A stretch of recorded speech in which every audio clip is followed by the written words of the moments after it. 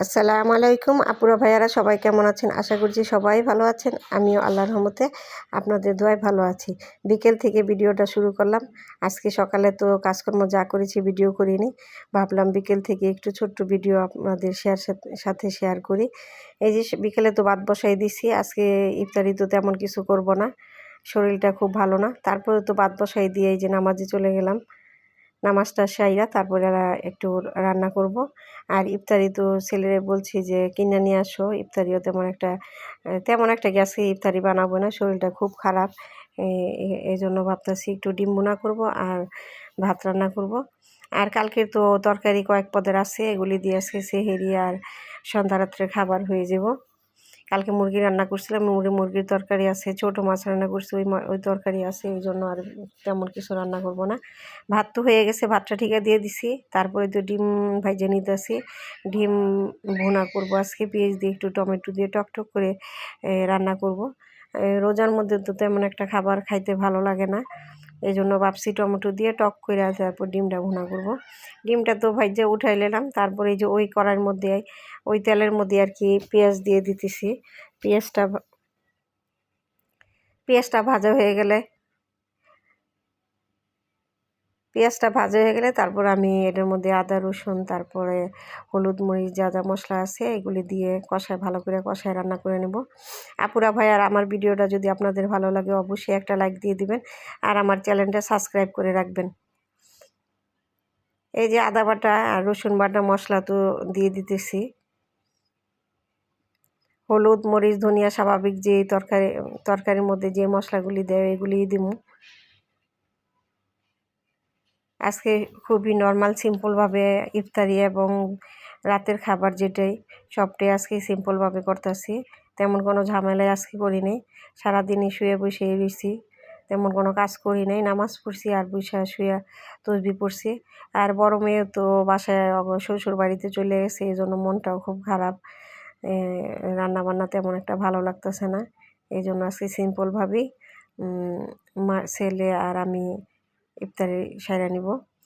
তরকারি তো কষাইতে দিয়ে আসলাম, এই জন্য কষাইতে দিয়ে এসে শরবতটা গুলাই নিতেছি। ছোটো মেয়ে তো বাহিরে গেছে খেলতে, ও আইসা বলতেছে আম্মু শরবতটা বানাও নাই।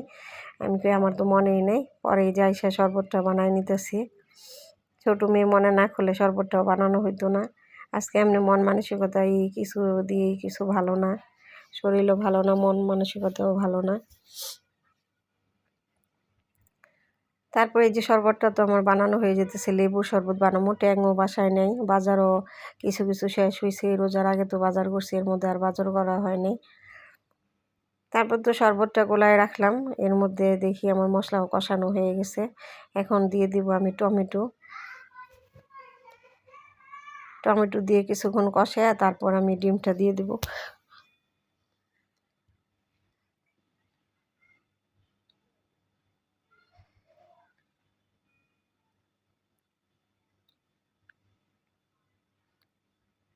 আপুরা ভাইয়ার, আপনারা কে কোন ইউটিউব থেকে না ফেসবুক থেকে দেখতেছেন আমি জানি না।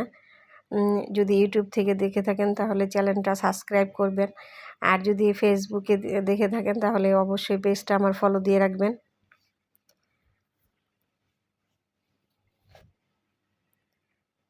আর যদি আমার চ্যানেলটা আপনাদের ভালোই লাগে অবশ্যই সাবস্ক্রাইব করে রাখবেন, আর পারলে একটা লাইক দিয়ে দিবেন, কারণ আপনাদের লাইক আমার ভিডিওটা অনেকের কাছে পৌঁছে দেবে। এই যে আমার তরকারি ডিম তো দিয়ে দিলাম, ডিমের ভুনাটা আমার হয়েও যেতেছে। আর একটু জাল করে নিয়ে আমি নামাই রাখবো, একটু ঢেকে দিলাম। এই যে প্রায় তো হয়ে গেছে, এখন আমি নামাই রাখবো, আর বেশি শুকাবো না, কারণ রাত্রে একটু তো গরম করতে হইব।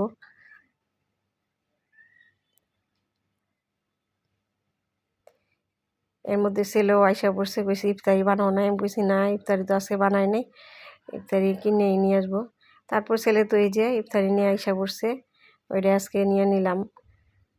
বানানো হয়নি কিছুই, আজকে বানানো হয়নি, ঘরে ফল টলও ছিল না, এই জন্য আজকে ফল টলও আর কাটা হয় নাই।